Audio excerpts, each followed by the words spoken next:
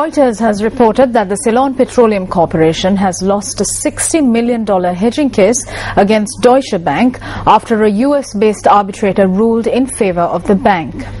A source familiar with the ruling told Reuters that CPC would have to pay the bank $60.3 million plus interest for non-payment of dues. Attorney General Palitha Fernando told Reuters that the ruling was against Sri Lanka and that they are now considering how to respond.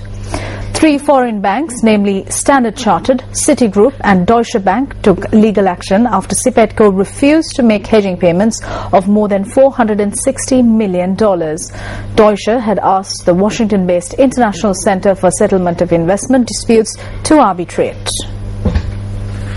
The 14th session of the United Nations Universal Periodic Review in Geneva noted that the government has already carried out a series of measures which will enable firm and verifiable conclusions to be arrived at on issues involving accountability. The 14th session of the Universal Periodic Review was held in Geneva yesterday.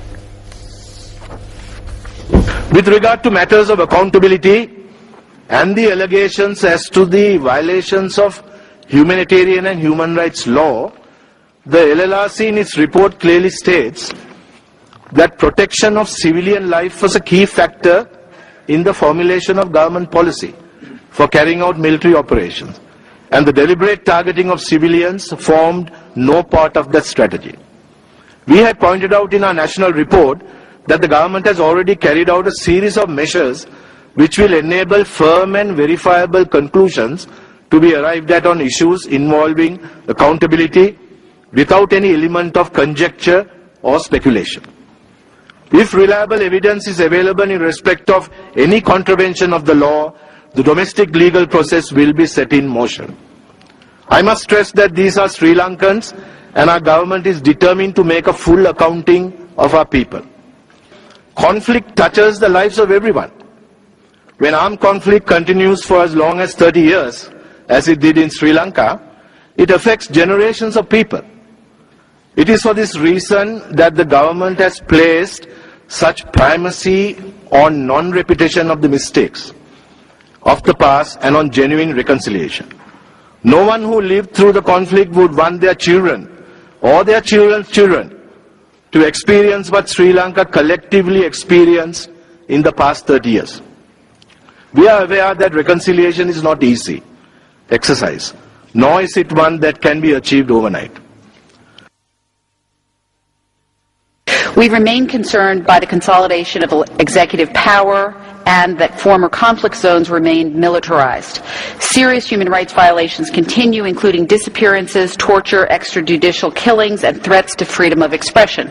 Bearing in mind these concerns, the United States makes the following recommendations. Instructive recommendations of the LLRC, including removal of military from civilian functions, creation of mechanisms to address cases of the missing and detained, and impunity for human rights violations and fulfill legal obligations regarding accountability, especially in light of today's news of the effort to impeach the Chief Justice, strengthen judicial independence by ending government interference with the judicial process, protecting members of the judiciary from attacks, and recall the commitments made by Sri Lanka on the implementation of the 13th Amendment and building on it to achieve a meaningful devolution package. We urge expeditious action to take forward the political process for early political settlement. We have noted the announcement on holding provincial council elections in the Northern Province in 2013. We urge that the people of the province be able to exercise their democratic rights guaranteed by the Constitution as early as feasible. We look forward to the implementation of the constructive recommendations of the LLRC report. China wishes to congratulate and commend Sri Lanka for the major achievements in social and economic development and in national reconciliation. We have taken note that Sri Lanka has published the National Action Plan for Protection and Promotion of Human Rights and is actively engaged in the implementation of the LLRC recommendations and has made positive progress in resettling IDPs and recovering the economy. Expedite implementation of reconciliation measures in the North. This would include removing oversight of humanitarian and NGO activities from the purview of the Ministry of Defense to a civilian body, reducing the intrusiveness of military presence on civilian life in the North, and setting a specific date for free and fair Northern Provincial Council elections. I really wish, and I really sincerely believe, that we can not only remove Section 9, but remove the entirety of the Prevention of Terrorism Act. If only terrorism was no longer a scourge to humanity on this planet. I don't think we have reached that stage yet, and I'm fairly sure that there are terrorists all over the world. Are we to be complacent with terrorism?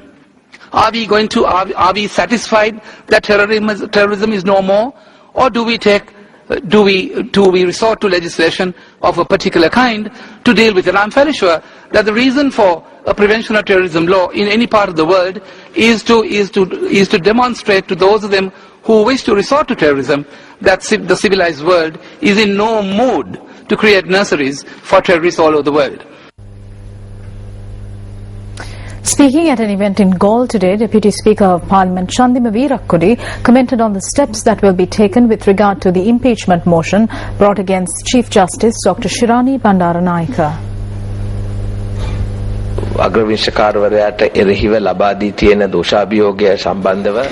With regard to the impeachment motion that has been brought against the Chief Justice, the next step in this process is for the Speaker to include this in the order paper in Parliament.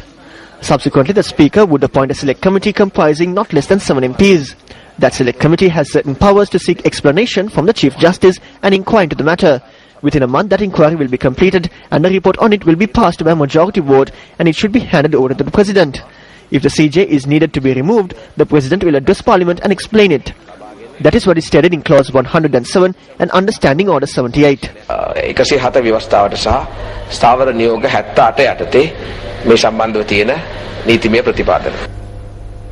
Let's now take a look at some of the views being expressed on various platforms with regard to the impeachment motion against Chief Justice Dr. Shirani Bandaranayake.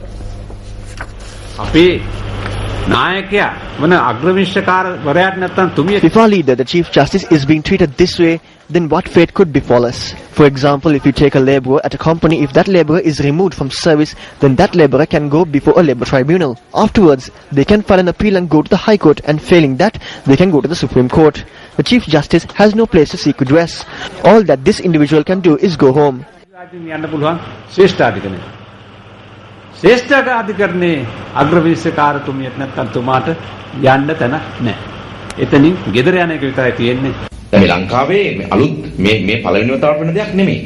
is not a new thing that is happening for the first time in Sri Lanka.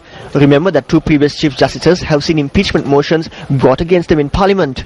I can responsibly state that this is not a case of the government interfering and compromising the rule of law and independence of the judiciary to obtain a favourable verdict. We respectfully ask all parties to participate in this exercise. Let us discuss it. There is no secrecy here. They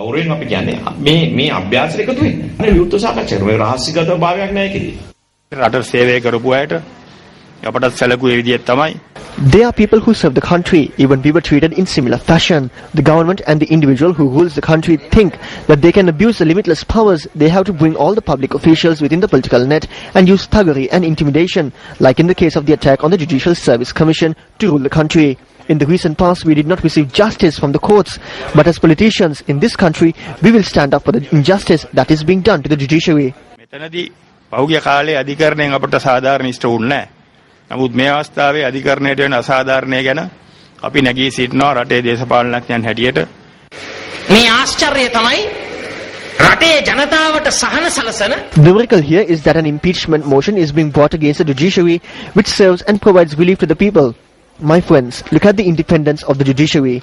The current Justice Minister is yet to speak a word for the protection of the independence of the judiciary. At a time when the government is attacking and destroying the independence of the judiciary 24 hours a day, 365 days a year, the Justice Minister is keeping silent, saving face and providing leadership and strength to this program of destroying the judiciary.